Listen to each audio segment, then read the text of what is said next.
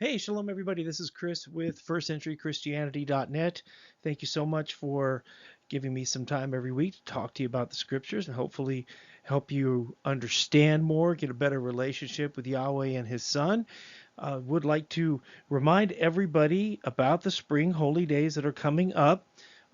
De-leavening well underway over here at our house, and we are getting ready for another season of observing Yeshua's sacrifice and delving into the Torah and the New Testament to to walk out the faith that we're supposed to walk out. And this is not hard. Today's message is going to be about reason and logical fallacies and thinking, but this is one where we don't even really need to think that much, right? Yeshua told us exactly what to do to remember him and exactly when to do it. And the night before Passover, we are to get together and wash each other's feet, have the bread, have the wine. That's exactly what he said to do, and he told us we know exactly the date, Abib 13, on the Hebrew calendar. And that's exactly what we're supposed to do to remember him. And it doesn't mean that we stop doing the other things that they were doing, right? The next day being the Passover, which we're going to commemorate the following day, and then the days of unleavened bread, and on into uh, Pentecost, Shavuot, that comes in May. All of these observances will be at our new hall. Our new landlords are incredibly wonderful. They have been blessing us right and left. The relationship is going pretty well, and I do want to invite anybody within the sound of my voice, right? You could come and fellowship with us every week on Zoom. You can join us in person for the Spring Holy Days. I don't know that I'll be putting all of that on Zoom. Some of that is very personal and very somber, and we don't like to work with a lot of technology on a couple of those days. But we would love for you to meet with us in person and do what the Bible actually says to do, because we have modern society is so steeped in pagan traditions that it doesn't even realize it. It doesn't understand that Yeshua's sacrifice has nothing to do with a bunny. It has nothing to do with eggs. It has nothing to do with Easter. That's actually derived from the pagan goddess Astarte, and we should not be doing those things whatsoever. Unfortunately, either by intent through Satan's malfeasance or by accident or however it happened, these pagan observances have replaced what the first century Christians did. And I would really like to invite you to shed those lies, adopt the truth, go to firstcenturychristianity.net. You can read about it. We even make our Passover observance lists free to the public so that you can understand what we do and adapt it to your own purposes. Not saying that what we do is the be all end all, but when you come out of Babylon and people want to know what to do and when to do it. So on the website, we have the holy day dates. I'm going to put more in this email and on the website of exactly when to be with us and when we're going to do things. And understand that the pagan observances aren't just errors, they're sins. They're pretty offensive to Yahweh. Yahweh does not want people eating pork or worshiping fertility goddesses or worshiping sun gods. He doesn't want that. He wants us to worship him in spirit and in truth. And today's message is I'm starting to transition into that, but a little more tangent before I go. Is that before I go into it is this crumbling of society, which is why I'm talking about logical fallacies today, and how people are so divorced from critical thinking and from understanding how to digest information and determine fact from fiction. But there's also a practical aspect to all of these things. One of my daughters and I went out to uh, over to Liberty, Missouri today to run some errands and do some recreating and having some fun at this axe throwing place or whatever. It was a good time, but being around so many other people, there's a complete lack of decorum and people are running over each other in the parking lot. Cars aren't yielding, people aren't waiting, and there's this anxiety.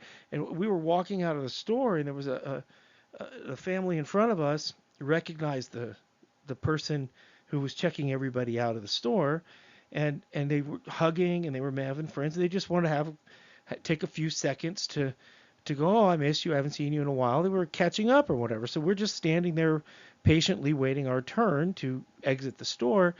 And this another family walks up, and it was just walking right through us all, right on top of all of us, without even a second thought. And it's unfortunate. It's so sad that our society is crumbling. We know these things are going to happen in the end of days. You know, men will be lovers of self and whatnot, and folks, the general decorum and the civilization, just being civilized, well, polite people, is falling by the wayside here in the Northland of Kansas City, which this was like the last bastion of uh, of cordiality, if that's even such a word. So I don't know what to make of that, but we do need to push back on these things and actually, not confrontationally or anything, and not be mean to people. Just kind of nudge them or say, hey guys, what are you doing? Because these are just normal people who are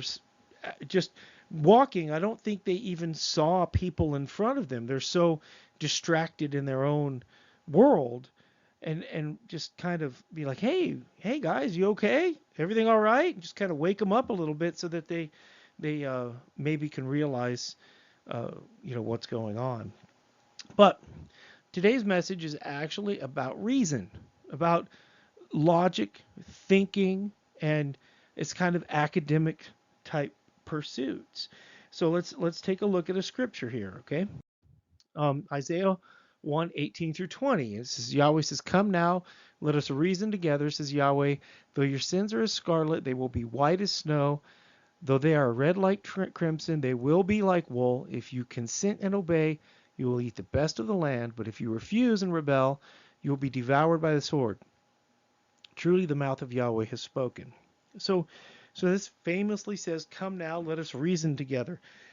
Meaning Yahweh's telling the people to just stop what you're doing and think about it. And Isaiah 1 is a chapter where is getting Judah, the country at this point, right? The kingdoms have split, and Judah's about to fall, and that's the book of Isaiah, the timing of the book of Isaiah, and the prophet Isaiah is speaking to the people, Yahweh's words, saying, "You guys, you are walking around and doing the Sabbaths, doing the holy days, pretending to be righteous while being wicked." And I told you in the Torah, back in Deuteronomy, that if you did this, I was going to smite you. Knock it off. And Yahweh's saying, if you guys know this, you guys know that if you stop doing this, these bad things, that I will not, I will restore you. And he's saying, let's reason together here, right? Did I not already tell you this? Do you not already know the Torah? Do you not? And obviously they know the Torah because they're keeping the Sabbaths, they're keeping the new moons, they're keeping the festival days, they're pretending to be righteous. And this rather striking rebuke is rife in our society today. Putting on airs is how we would coin it, and it's blatant hypocrisy. You see people who know to do good and they do evil while pretending to put on a show about being good and righteous. Yahweh's telling the leadership of Judah to stop doing this, or he's going to, they're going to get smote. They got smote. He's telling them to stop their evil deeds, knock it off, return to obeying, keep doing the festivals, but do it while taking care of the widow, while pleading the case for the orphan, while being merciful. Stop taking bribes, stop doing these bad things. And he's telling them to use their ability to reason to come to the logical conclusion that he's the only true Elohim. And their only mechanism for salvation is through him. Today, that's times a million. Today, it's true times a million. The entire world is turning into the scenario of Isaiah chapter 1, where we have these people stand up and tell us how we need to take care of the environment. Well, they get on their jets and they pollute and they do all these things themselves. And yet we shouldn't be polluting the world. But don't tell everybody else to stop polluting while you're polluting. Right? That's a big problem. That's not a Torah sin, except that mankind was given stewardship of the world. We are supposed to treat the earth with respect, and all that is within it is our dominion, that we're supposed to take care of it. That was just one uh, instance of hypocrisy. We all know so many of them in modern days. It was particularly with the free flow of information, which is the big one today. Is everybody's for freedom of speech until that speech hurts them, and then they don't want the speech out there. But Yahweh knows that all is going to be made known. As our system of justice is built on daylight being the best disinfectant, is a Torah principle. It's an end times principle that there's nothing done in secret that won't be made known ultimately. So our ability to think critically is and come to good conclusions as a society has almost been completely destroyed. And we think about all these topics of how society is falling away. And for the longest time in our movement, people thought that only the Sabbath, the fourth commandment, that's the one. They're going to make us have Sabbath, Sunday laws, and they're going to force us to work on Sunday. Well, they did that before. Satan did that before through Rome, and he did it before through Greece. But this time, it's all sin. It's everything. It's Sodom and Gomorrah. It's the days of Noah, when the whole world of men's thoughts are evil continually. And the way we are getting there is through degradation of education. It's through society is coming apart because we are not doing the very basic fundamental things to teach children how to think, how to act, what common morality is. And our ability to reason and think and weigh choices is and improve society is what separates us from the animal kingdom. When we lose that, we become lawless. We become like literal animals, and that's a very bad place to think of of going. But if you look around, there's a lot of that happening inside the U.S. and Western nations as well as in other places. And we were given the ability to think and reason right from the get-go. That's Adam and Eve had the ability to think and to speak. Adam was given the task of naming all of the animals because he had the ability to reason. And he had that because he was made in the image of Elohim. He was made in the likeness of God. God is a builder and a thinker and a doer, so that's what mankind is supposed to be. We're supposed to take these natural resources from the earth and use them wisely to build up civilizations and to work towards bettering mankind, not the opposite of that. And on this ideal, on this ability to think, is today's topic, and it was one of my favorite topics in college, even as far back as AP English in high school. And my daughters are now learning these things, which is why it's fresh in my brain. And when learning to write English 101, English 110, English 120, one of the tasks you get is how to author an argumentative essay. And it's through writing, but it's through all communication. So it's debate, it's speech, it's how to represent an argument, not a shouting argument, but to persuade people that you have come to some knowledge that is true, and you want to impart that knowledge on other people to persuade a positive change or to stop something bad from happening. So we get taught in college how to write logical essays by learning what logical fallacies are. And logical fallacies are defined as errors in reasoning, errors in thinking that cause people to make bad decisions or come to the wrong conclusions on things. And it has me, I am happy to hear that my daughters are learning these things in college and are starting to use them against me, right? But I'm happy to hear that they know it. But it makes me even more concerned for society because I thought society had just given up on these things, and I thought I had no idea they were still teaching them because if you look around, people don't appear to have any critical reasoning skills whatsoever. And my daughters are in community college, so it's not like they're in some, special, high end, conservative school or something like that. They're just in regular old community college, getting their general education credits out of the way so they can move on to university. Hmm. Having some afternoon coffee. So pardon me for the pause to drink. So our society is so centered around logical fallacies, and it's basically all the marketing we see on television, all the marketing and all the advertising and the way we are sold things is to make them very attractive, pretty much regardless of what the product actually does. So a case in point for us is back in 2017, we had to buy a new pickup truck. Which is our family vehicle. Our Suburban had 10, 11, 12 years on it, almost 200,000 miles. Smelled like an old Pop Tart. It was well used, and we reared our children in that beast, and it was done. And it lived a good life, and it suited us well, and we had to replace it. And you couldn't replace it with a Suburban because the price of a Suburban at that point was half of the price of a house.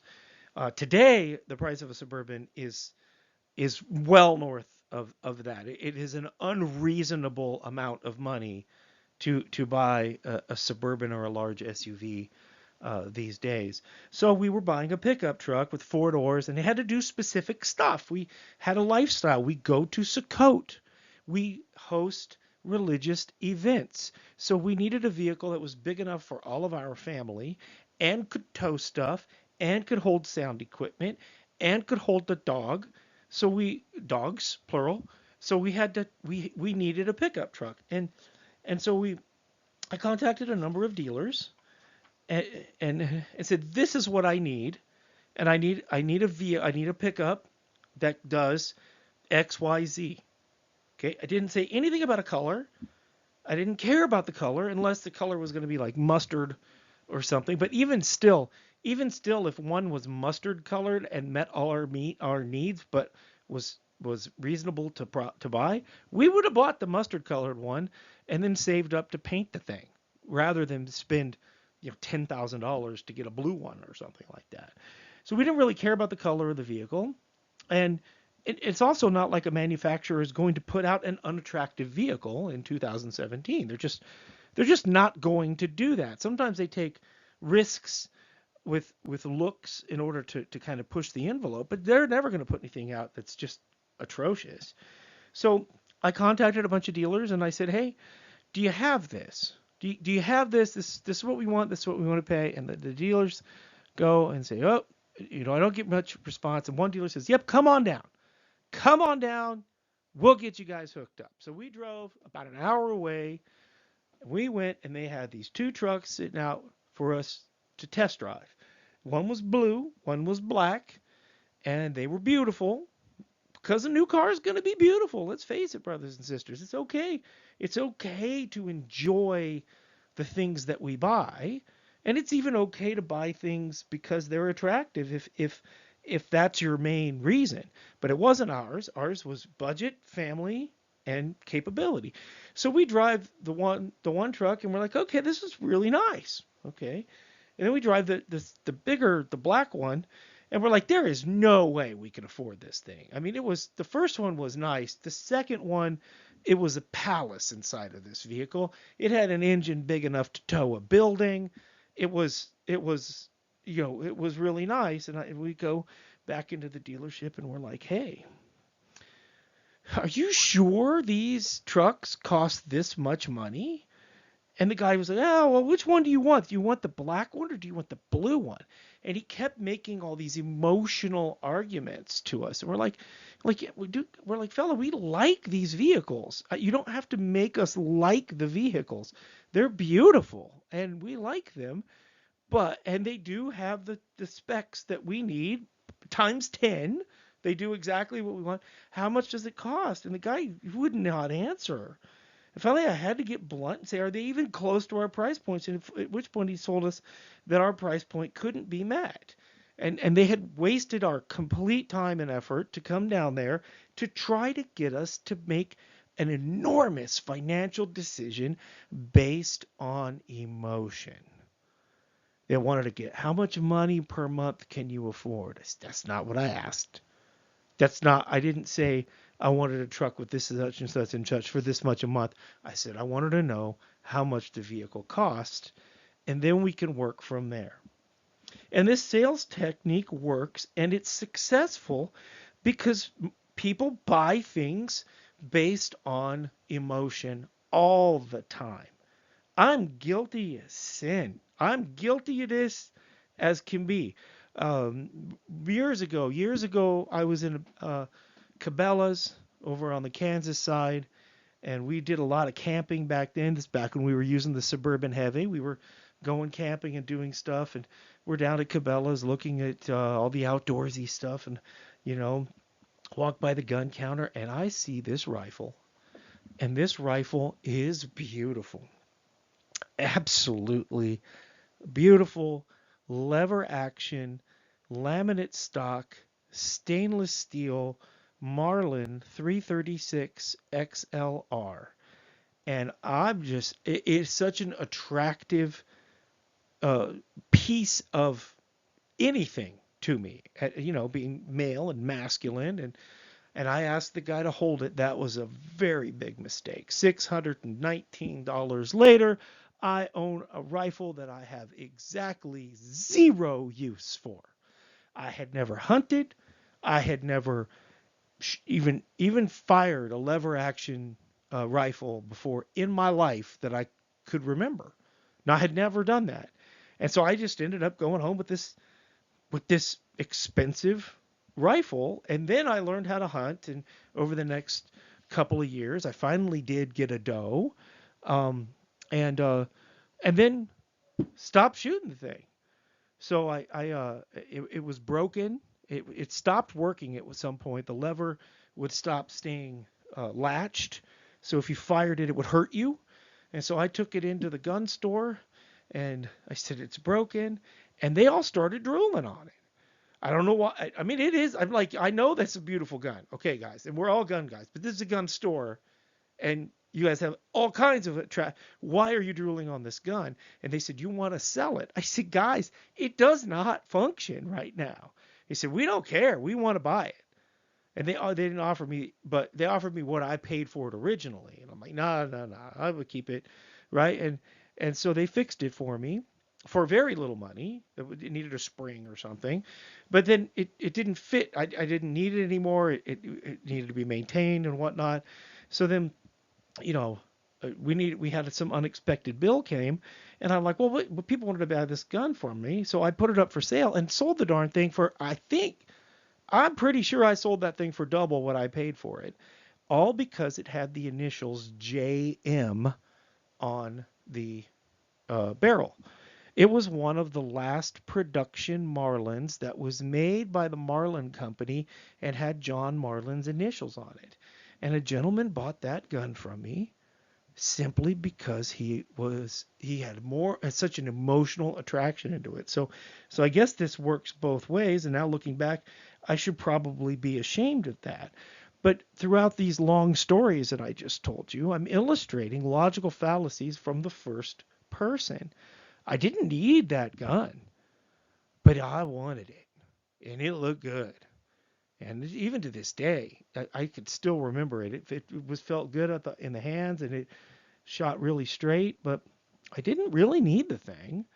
And the vehicles, by the way, to close the deal on that, we left that lot, the truck lot. The salespeople were actually chasing us trying to get us back to come in to buy a vehicle from them.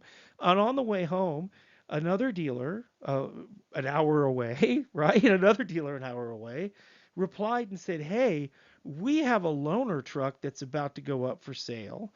For that's exactly what you're looking for exactly what you want to pay for it." And I'm pretty sure we drove straight to that lot.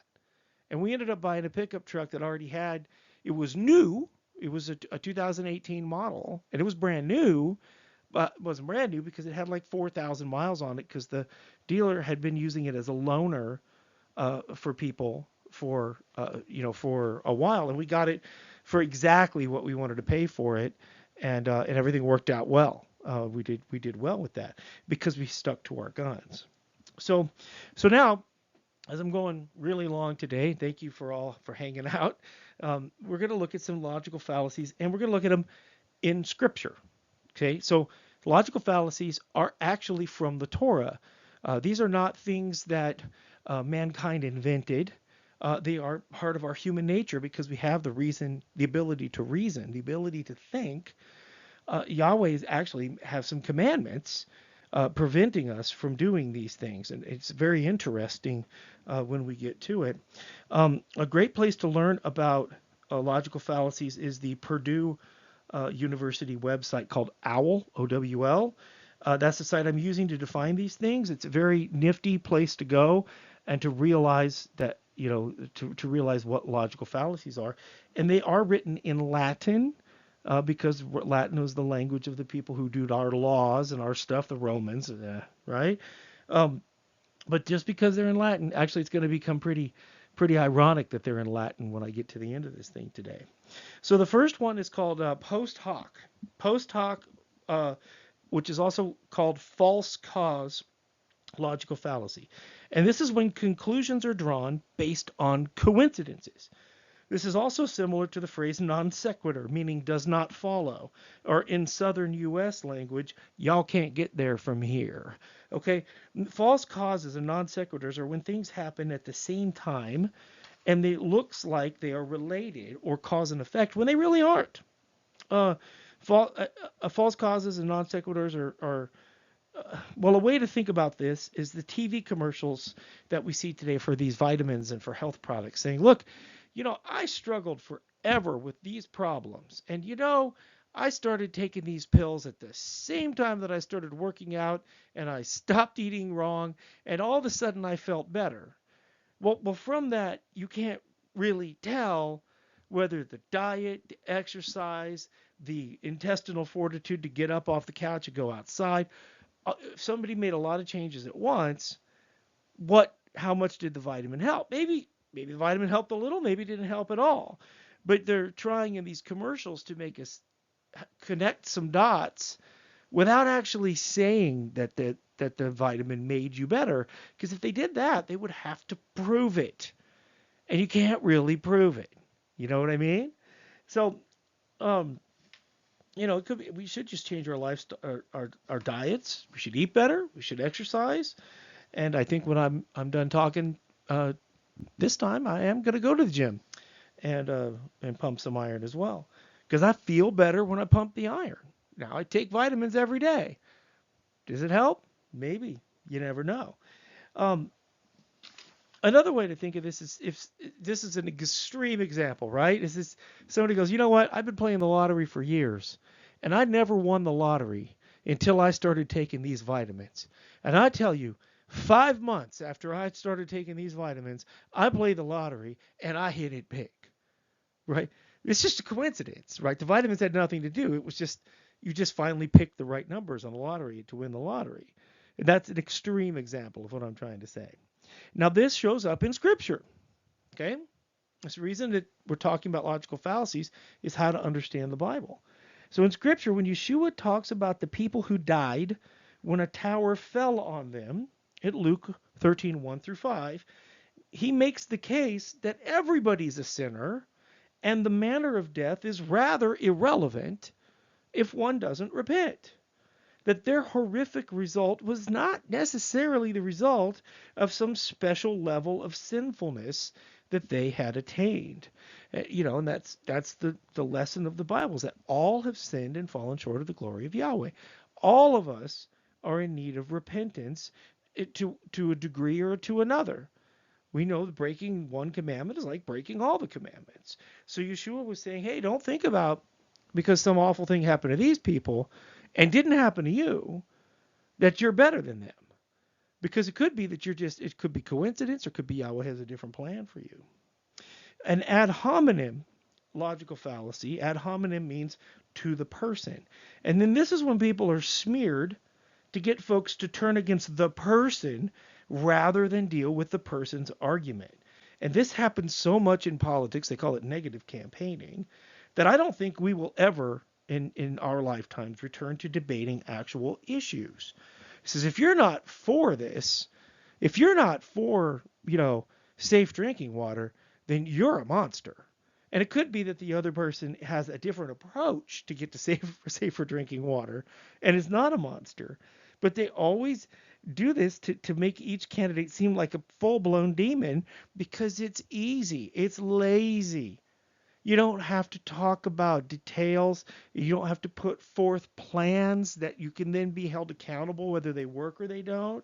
And this can also work in reverse, by the way. Right? You could dismiss somebody you don't like. You could not do something that they told you that you should be doing because you're like, hey, wait a minute. If it came from so and so, I don't believe that guy. I don't like that guy, so I'm not going to listen to him. Well, that's a logical fallacy. And it could also work in reverse, double whammy, is that you believe something from somebody you like just because they said it. And that you're like, and you could just adopt a wholesale lie because you have a positive opinion of a public personality or a politician. You could accidentally adopt the lie and be walking around proud as could be because it came from your guy or your gal. So these ad hominem logical fallacies are things that you have to be very, very careful of because James 3 verse 1, be not many teachers for we will receive the greater judgment, greater condemnation rather. Being a teacher, being somebody who can public speak and somebody who can teach, I could make a mistake. I do make mistakes all the time. Fortunately, I have a bidirectional relationship with people who listen. And if somebody emails back or gets me on the phone and says, hey, man, you messed up right there, I'll take it. I'll take it back. Or it could be the misunderstanding or a misspeak or something. But sometimes you say something wrong and people are going to run with it for the rest of their lives. That's how people are following Easter, Sunday, Christmas, Trinity. That's how come these things exist today, because the big bad preacher with the silver tongue is up there telling you these things are true when they're not true. So in the scriptures, where does this ad hominem logical fallacy come to be in the scriptures? Well, that's with Yeshua. Yeshua, they could not deal with his arguments on scripture or on righteousness whatsoever. So they had to smear him. Isn't this the son of that lady? Wasn't she an adulteress? Was what? He's the son of the carpenter? We're not going to listen to this some carpenter's kid. Come on. And they were trying to get the people to dismiss him because he didn't go to their yeshiva. He didn't follow the normal path, and he wasn't towing the normal line. And then when they couldn't do that, they tried to lump him into categories, whether it be Pharisee, Sadducee, or whatnot. So then they could, when they did that, then they could lump all of the other baggage of those sects on him, but he didn't fit in their box. So they kept slandering him to try to tear him down. So the big one I want to talk about today is called the ad populum logical fallacy. And that means to the people. And this is when people go along with the crowd because the crowd is doing it. And you can see the power here. This is a very, very dangerous logical fallacy, and it is driving our world mad today. Because today, something doesn't even have to actually be popular for us to think it is. Because you can get on Twitter, Facebook, wherever, internet, and if you see the same story 4 or 5 times from different people, you think everybody believes it. Right now, the whole world is bending over backwards for gay people, for lesbians, bisexuals, transgendered, all of this stuff, when it's not even remotely as popular or even a problem that people even care about. But the social media makes it look that well. We're going to have a whole month to celebrate these guys. A whole month to celebrate 1/10 of a percentage of the population of the earth. It doesn't make any sense why that's happening. But it does make sense when you realize that if they make it popular, they can normalize it. And the ultimate goal is to get us to give up our morality, which is derived from the Torah. So, where does this come up in the scripture? I told you there's going to be a Torah, right? Exodus 23:2, you shall not follow the masses in doing evil, nor shall you testify in a dispute so as to turn aside after a multitude in order to pervert justice. See, we were told this was going to be a thing. Do you think the days of Noah happened because of this? You think people started to get evil and evil kept going? It says all of man's intentions were evil continually. And the holy line gave up their holiness because they went after the crowd, right? And we have to face it today that our culture is insane. It's lost its mind. When they're letting teenage boys declare themselves to be girls and participate in female sports, be in the female locker room, be in the female restroom at the high school, that's insanity. That's a depravity that is even greater than the sins of Sodom and Gomorrah. So when Yahweh gave this command, he had just set up the culture of Israel. So the culture of Israel was Yahweh's culture. He set up righteousness so that the masses and the children would be raised following the Torah, so that the masses would do right. Today, we do not have a righteous culture whatsoever. Even just 30, 40 years ago, when everybody was Protestant or Catholic, we had a common morality in the Western world where these depraved things would never even be thinkable. They were crimes, and they should be crimes today.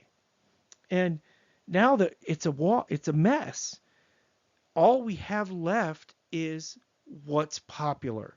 And people are just doing what is popular. Our life experiences are grown in a culture where foundational morality doesn't exist. And all that we have is this sloshing around inside of a walking cultural experiment. At any given moment, we do not know what will become popular, or what will become the new norm, or what virtue that has been held dear for thousands of years is now considered not just passé, but a crime. And the purpose of that is to destabilize our society so that we can be overthrown by external forces, or that the end times can come. None of these things are positive, brothers and sisters. None of them are positive whatsoever. When we are at the will of a volatile populace, we are in a state of pure chaos, never knowing how to react to any situation. Don't you see how these awful beatings and things are happening in public, and nobody steps in to stop it because they don't know if they stop it if they're going to be called racist, bigot, homophobe, or whatever. A righteous society says you don't hit a woman, you don't beat on elderly people, you don't do these awful things. And if a righteous man sees it happening, he grabs the miscreant, holds him down till the cops come. That's the world that I grew up in. Today we don't even know. And this situation of the populace getting to this point of uncertainty happens pretty often in history. Evil people have learned to use this in order to bring about great change. People get ginned up on a large scale to make decisions they would normally never make and almost instantly regret. One of these is communism. Okay, so the communists want to destabilize our country to get sin and depravity to such a high level that we cry out for authority and we cry out for some new order to come in and fix stuff. And then before you know it, you're standing in bread lines and you're in a worse position than you've ever been. It's how the Bolshevik Revolution happened when Russia became a communist state. When the Nazis came to power, it was exactly the same pattern. The Nazis used these logical fallacies to say the Jews were bad. You have to get rid of the Jews. All of our ills are because of the Jews. Everything that's wrong is because of them. Now, none of which was true. Not a scintilla of that was true. And then, whoops! All of a sudden, they lived in a military dictatorship that was executing not just Jews, but anybody that wasn't part of the Aryan race or anybody who had any blemishes or any kind of problems. It was horrible, absolutely horrible. And our own country is at great risk of this today. We've had incredibly emotionally driven protests and riots in the last few years where people were clearly being manipulated through the media to perform certain behaviors. And other people just wanted to go break stuff.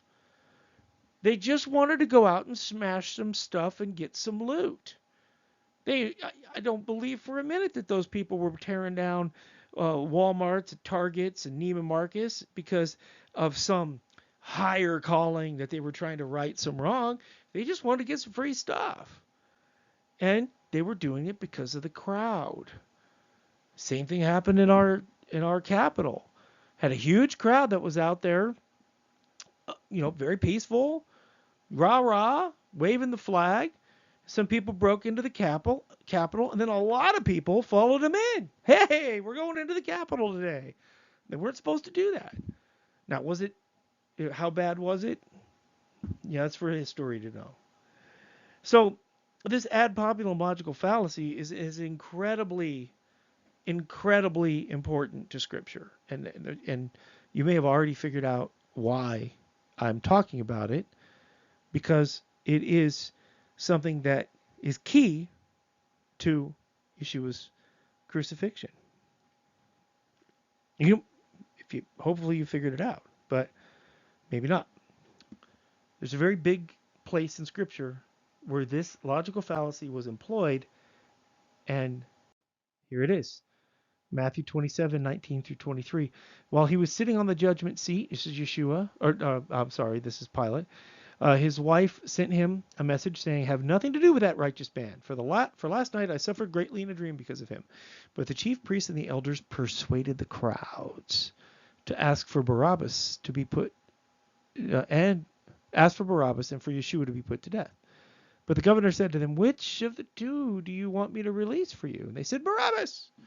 And Pilate said to them, "Then what shall I do with Yeshua, who's called Messiah?" They all said, "Crucify him." And Pilate says, "Why? What evil has he done?" But they kept shouting all the more, "Crucify him! Crucify him!" And this is the irony about ad populum being in Latin, the language of Pontius Pilate. The people had been ginned up to despise the Messiah, and Pilate himself was allowed to be swayed because he didn't want a riot or a civil war. So Pilate followed the masses in doing evil. The nation that was commanded not to follow the masses doing evil persuaded the nation that learned not to follow logical fallacies, to murder an innocent man, the very Son of Yahweh. The lesson today is to not be part of this. As we keep getting manipulated by media, manipulated by social media, conditioned to accept sins, let's just keep clinging to the Bible and focusing on real rational thought. It's going to be a very difficult road. And that's no lie. It's going to be hard because the more you are normal the less you are going to be accepted. You will look foolish to people who are insane. And us clinging to the Bible as things are clearly coming undone is going to look more and more foolish. But we got to do it. And by the way, this works in reverse too. We're not supposed to follow the masses into doing evil. But we also don't need to do evil because the masses are doing good. So don't take this as saying that just because the masses are doing something, you need to reject it. Because most people get up in the morning and brush their teeth and take showers, and so the fact that everybody is doing something doesn't mean it's good or bad. In most cases, it means that it's something worth doing, right? Having lunch. The entire world has lunch. So you don't say, I'm not having lunch because those pagans eat lunch. You don't want to reject stuff because the crowd is doing it, but you also don't want to go and follow the masses in doing evil. The message of today is to do our best to judge each situation on its merits, which will happen at the end of days. As we talked about the book of life at the assembly, at the end of days, those books are going to be opened. Everybody's going to be judged according to their deeds, impartially and objectively. There won't be more excuses. There won't be more this and that. We'll know why people made the decisions that they made and why they didn't make the decisions that they didn't make. And we will pray for Yahweh to have mercy on everybody who stands at Judgment Day.